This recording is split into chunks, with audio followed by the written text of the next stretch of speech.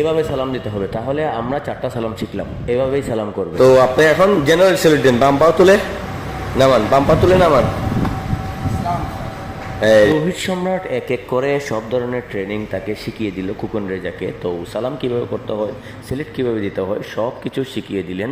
এবং শেষ পর্যায়ে কিভাবে কি ডিউটির সিস্টেমগুলো, কিভাবে স্যালারি কীরকম দেবে, সেইগুলোও সে আবার নতুন করে ভেঙে বলল।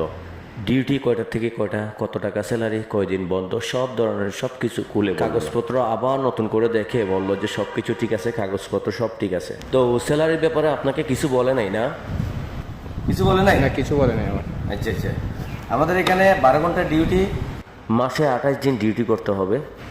আর আপনাদের জন্য মাসে 2 দিন ছুটি আছে। আর আপনার জন্য আপনার বেতন মাসে 10,000 টাকা ধরা হবে।